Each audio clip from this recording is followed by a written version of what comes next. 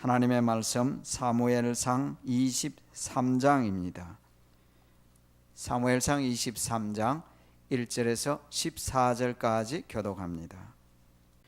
사람들이 다윗에게 전하여 이르되 보소서 블레셋 사람이 그 일날을 쳐서 그 타작마당을 탈취하더이다 하니, 이에 다윗이 여호와께 묻자와 이르되 내가 가서 이 블레셋 사람들을 치리이까? 여호와께서 다윗에게 이르시되 가서 블레셋 사람들을 치고 그 일날을 구원하라 하시니, 다윗의 사람들이 그에게 이르되 보소서 우리가 유다에 있기도 두렵거든 하물며 그 일날에 가서 블레셋 사람들의 군대를 치는 일이까 한지라. 다윗이 여호와께 다시 묻자온데 여호와께서 대답하여 이르시되 일어나 그 일나로 내려가라. 내가 블레셋 사람들을 내 손에 넘기리라 하신지라. 다윗과 그의 사람들이 그 일나로 가서 블레셋 사람들과 싸워 그들을 크게 쳐서 죽이고 그들의 가축을 끌어오니라. 다윗이 이와 같이 그 일나 주민을 구원하니라. 아히멜렉 아들 아비아달이 그 일나 다윗에게로 도망할 때에 손에 에봇을 가지고 내려왔더라. 다윗이 그 일나에 온 것을 어떤 사람이 사울에게 알림해 사울이 이르되 하나님이 그를 내 손에 넘기셨도다. 그가 문과 문 빗장이 있는 성읍에 들어갔으니 갇혔도다. 사울이 모든 백성을 군사로 불러 모으고 그 일나로 내려가서 다윗과 그의 사람들 애워사려 하더니, 다윗은 사울이 자기를 해하려 하는 음모를 알고 제사장 아비아달에게 이르되 에봇을 이리로 가져오라 하고 이르되 이스라엘 하나님 여호와여, 사울이나 때문에 이 성읍을 멸하라고 그 일나로 내려오기를 귀한다 함을 주의 종이 분명히 들었나이다. 그 일나 사람들이 나를 그의 손에 넘기겠나이까? 주의 종이 들은 대로 사울이 내려오겠나이까? 이스라엘의 하나님 여호와여, 원하건대 주의 종에게 일러 주옵소서 하니 여호와께서 이르시되 그가 내려오리라 하신지라. 다윗이 이르되 그 일나 사람들이 나와 네 사람들을 사울의 손에 넘기겠나이까 하니 여호와께서 이르시되 그들이 너를 넘기리라 하신지라. 다윗과 그의 사람 600명 가량이 일어나 그 일나를 떠나서 갈 수 있는 곳으로 갔더니 다윗이 그 일나에서 피한 것을 어떤 사람이 사울에게 말하며 사울이 가기를 그치니라. 다윗이 광야의 요새도 있었고 또 십광야 산골에도 머물렀으므로 사울이 매일 찾되 하나님이 그를 그의 손에 넘기지 아니하시니라. 아멘. 기도하겠습니다. 주 하나님 감사드립니다. 폭염이 계속되는 가운데서도 저희들 이 미국에서 시원하게 지낼 수 있게 하셔서 감사드립니다. 오늘 아침에 주의 자녀들 한자리에 불러주시니 감사합니다. 저희가 기도하기 전에 먼저 주의 말씀을 대합니다. 성령님께서 기록하여 우리에게 주신 말씀입니다. 영감으로 주신 말씀, 오늘 아침에 우리에게 은혜를 베푸시사 깨닫게 하옵소서, 밝히 보여 주옵소서, 은혜 되게 하시옵소서, 더욱 주님을 앙망할 수 있도록 도와주시옵소서. 예수님 이름으로 기도합니다. 아멘. 어려움을 당할수록 사람의 인격과 신앙이 드러납니다. 어려움에 처하게 될 때 그 사람의 본 모습이 보여집니다. 어려움이 더 극심할수록 신앙이 좋은 사람은 신앙이 좋지 않은 사람과 분명히 차이가 납니다. 인격이 확실하게 드러나죠. 욥의 경우를 보면 그렇습니다. 그래서 하나님께서는 환난과 어려움을 오히려 신앙을 연단시키는 도구로 사용하실 때가 매우 많습니다. 어려움 속에서 라는 제목으로 함께 말씀을 생각해 보는데, 지금 다윗의 상황을 여러분들 앞뒤 성경 읽어보시면 아실 거죠. 다윗은 지금 사울에게 계속 추격을 당하고 있습니다. 도망자의 신세로 정처 없이 떠돌아다닙니다. 혼자만이 아니고 가족과 그를 따르는 수백 명의 사람이 있습니다. 언제 사울이 자기들이 있는 곳에 들이닥쳐서 자신들, 자기뿐만 아니라 함께 있는 사람들이 죽을지도 모르는 그런 위기 상황입니다. 항상 위태위태하죠. 어디를 가야 할지 몰라요. 어디 가서 어떻게 누구의 도움을 받아야 할지 그런 모르는 상황입니다. 이런 어려운 상황에 처해 있게 되는데 이 다윗의 광야 생활, 이 피난 생활입니다. 이후에 이제 계속되는 오래 가지는 않습니다만은 그런 것을 보게 되는데 이런 어려움 속에서 오늘 23장 1절에서 14절까지 나오는 반복적으로 나오는 말씀을 통해서 우리가 생각해 볼 수 있는 것은 이 어려움 속에서 다윗은 하나님께 지속적으로 물었습니다. 기도했다는 얘기예요. 하나님의 인도를 물었습니다. 하나님 어떻게 하면 좋겠습니까? 이런 상황 속에서 제가 어떻게 해야 하겠습니까? 알려주십시오. 도와주십시오. 라고 하나님께 물었습니다. 이 어려운 상황 속에서 이렇게 물은 것은 이후에도 보면 다윗의 생애는 기도의 삶이었습니다. 전쟁에 나갈 때든지 어떤 경우에든지 시편에 수없이 많은 그런 시들이 다윗의 기도이지 않습니까? 다윗의 이런 삶 속에서 기도가 학습되어졌고 이제 기도를 하는 그런 사람이 되었습니다. 오늘 말씀에도 보면 2절에 보면 다윗이 여짜와 여호와께 묻자와 이르되 4절에도 보면 다윗이 여호와께 다시 묻자 오되 그리고 10절 이하에도 보면 다윗이 이르되 이스라엘 하나님 여호와여라고 또 기도를 하고 있습니다. 계속해서 그 기도의 내용들을 읽을 수가 있어요. 하나님께 물었습니다. 어려움이 없으면 좋겠지만은 우리 삶도 크든 작든 광야 생활과 비슷할 때가 있죠. 도움이 필요할 때가 있고 경제적인 어려움이든지 건강의 어려움이든지 기타 여러 가지 어려움 속에서 도움이 필요하고 인도가 필요한 것이 인생입니다.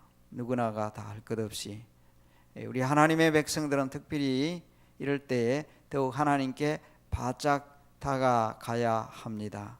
모든 삶에 어떤 경우에도 그러하겠지만은 어려울수록 더욱 하나님께 가까이 나가는 하나님을 더욱 의지하는 저와 여러분이 되어야 할 줄로 믿습니다.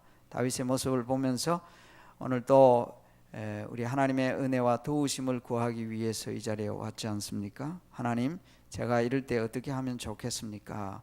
성령께서 분명히 내가 깨닫든지 못하든지 간에 지혜를 주시고 알게 하시고 도와주시는 것 경험하게 됩니다. 이 분명하게 뚜렷하게 그렇게 좀 체험하고 살아가며 감사하는 저와 여러분의 삶이 되었으면 합니다. 그렇게 되기를 바랍니다. 제가 늘 말씀을 묵상할 때나 저 같은 경우에도 그렇거든요. 이 주일 설교를 준비할 때도 늘 그래요. 하나님, 제가 이 새벽 기도 같은 경우는 참 편한 게 좋아요. 그래서 목사님들이 이 시리즈가 아니라 이 책을 쭉 이어가는 걸 가장 선호하는 이유는 뭔가니까 선택할 필요가 없어요. 그냥 계속 그냥 읽어 나가면서 말씀 보면 되잖아요. 그런데 이제 주일 낮 설교 같은 경우에는 이게 참 그래서 나도 이제 그러지 말고 그냥 또 하나의 새벽 기도나 수요 기도회처럼 그냥 쭉 나가버릴까 이런 생각도 하는데 근데 필요가 있잖아요. 하나님이 이 주일 낮 예배 같은 경우에는 이제 대중들 전체 대중을 향해 주신 말씀을 생각해야 하는데 그때 늘 기도하거든요. 주일이 끝나고 나면 그때부터 아마 이게 예민한 사람은 목회하기 힘들어요. 왜냐하면 스트레스가 이게 육체적인 스트레스가 아니라 정신적인 스트레스가 이런 게 있잖아요.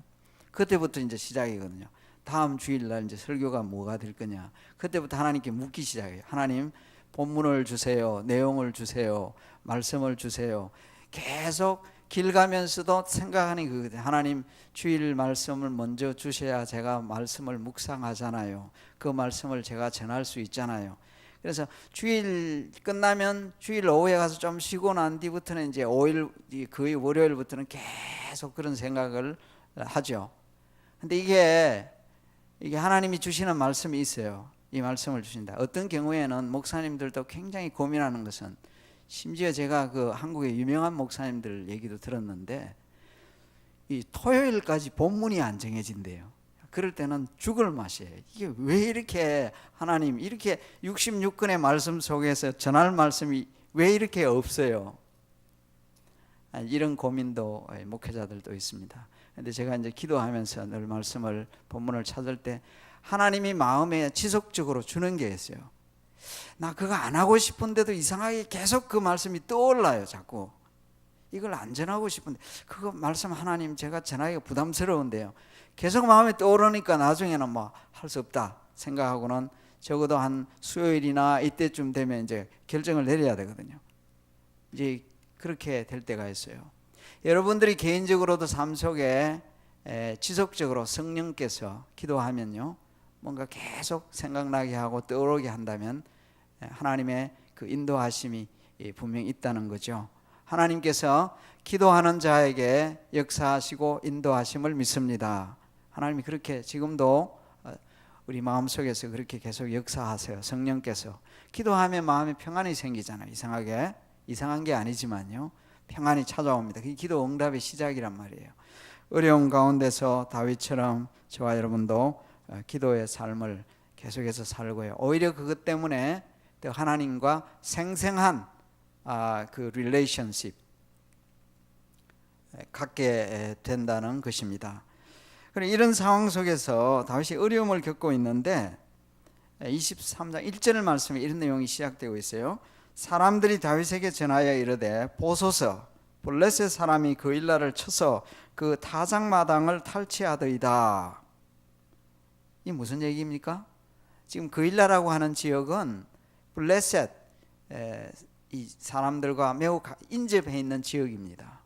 인접해 있는 지역이기 때문에 블레셋 사람들이 타작마당을 쳤다는 것은 지금 아마 이 당시가 아마 6월이나 7월 정도로 곡식 거두어가지고 수확하는 그런 절기였는데, 이때 블레셋 사람들이 침공해가지고 곡식 빼앗아 가게 된단 말이죠. 이 소식을 전해줍니다. 무슨 얘기예요? 도와달라는 얘기 아니겠어요? 지금 이 사람들이 어려움에 처해 있습니다. 이 사람들에게 도움이 필요합니다. 다윗에게 말했습니다. 사울에게 얘기해야 되는데 다윗에게 지금 얘기를 하고 있어요. 이럴 때 다윗의 마음이 어떻겠어요? 다윗의 마음이, 제가 이걸 읽으면서 어느 책에도 나와 있지만은 속담이 떠오른 거예요. 속담이. 무슨 속담이에요? 내 코가 석자다. 저 그 내 코가 석자다라는 말을 이렇게 생각하면서 이게 무슨 말이지? 이 생각이 났어요. 이게 내 코가 석자다. 내 코가 석자다. 왜 사람들이 내가 어려움을 당할 때 남의 어려움을 도와줄 처지가 못 된다 할 때 내 코가 석자다 이런 말을 쓰잖아요. 이게 보니까 두 가지 설이 있더군요. 근데 이게 한자말에 이 나라는 말이 오라는 말이잖아요. 그 한자말에 보니까 오비삼척이라는 말이 있잖아요. 오비삼척. 오비 오라는 말은 나라는 말이고 비라는 말은 코라는 말인데 내 코가 석자다. 그런데 이거 무엇이 코가 석자라는 말이 뭐냐? 근데 이 한자말에 보면 이제 그 줄임말이 나오는데 보니까 오 비체 수 삼척이라는 말이 있더군요. 그러니까 내 오라는 말은 나라는 말이고 비라는 말은 코라는 말이고 채라는 말은 원래 눈물이라는 말인데 수라는 말은 떨어진다, 솟는다, 들이운다. 이제 정말하면 내 코에서 콧물이 원래 눈물이 이 채라는 말은 눈물이라는 말인데 코에서 눈물이 삼척이나 코에서 아마 이 콧물이 줄줄 흘러내리는데 내 코 닦기도 바쁜데 남의 콧물 보고 쳐다보면서 당신 콧물 났네, 아마 이런 말을 하지 말라는 뜻 아닌가 제 스스로 생각을 했습니다. 이제 감기 걸리가 있는데 내 코에서 콧물이 줄줄 흐르면서 남의 코에 뭐 콧물 흐르네 얘기할 틈이 못 되잖아요. 지금 다윗 처지가 그렇다는 얘기예요. 다윗 지금 어떤 처지예요? 자기 지가 지금 도망자 신세가 되어가지고 지금 어디로 가서 쫓겨다니는 신세인데 남 도와줄 처지가 되나요 지금?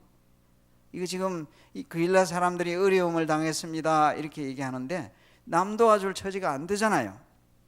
그런데 다윗의 마음속에는 도와줘야 되겠다는 생각이 드는데 이게 하나님께 묻잖아요.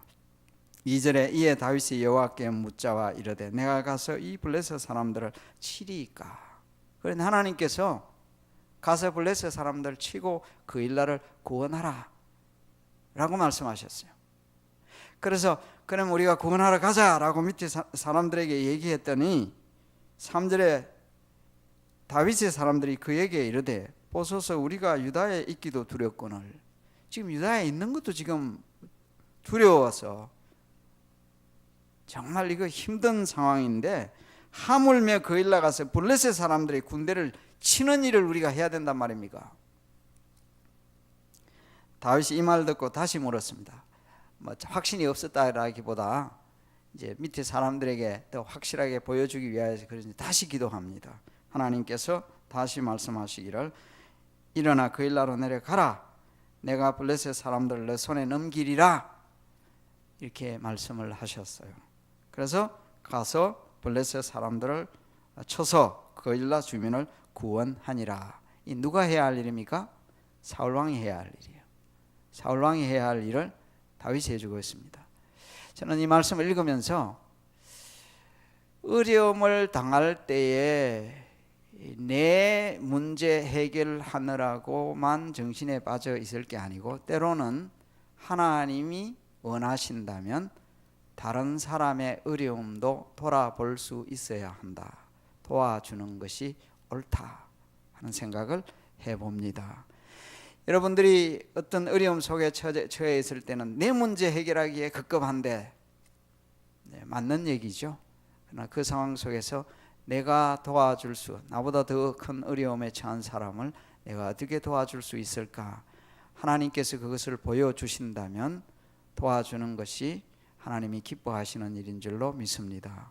그래서 여러 가지 어려운 상황 속에서 내 문제에만 집중해 있지 말고 다른 사람의 어떤 어려운 문제에 눈길을 돌릴 때 또 하나님께서 베푸시는 은혜가 있을 줄로 믿습니다. 그렇게 살아야 되겠죠.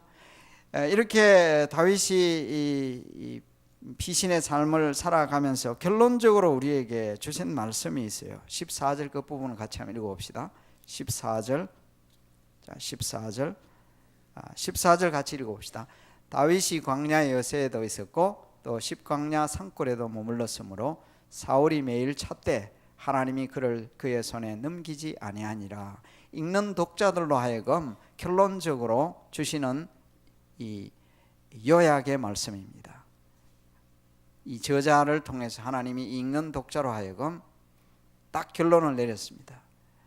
무슨 결론이요? 아무리 사울이 다윗을 찾으려고 하더라도 하나님이 다윗을 보호하셨기 때문에 다윗은 괜찮았다. 이 결론을 통해서 우리에게 주시는 게 뭐예요? 이 결론을 통해서 신자가, 저와 여러분이 정말 하나님 의지하고 믿음으로 산다면 하나님은 반드시 그 사람을 지켜 보호하신다.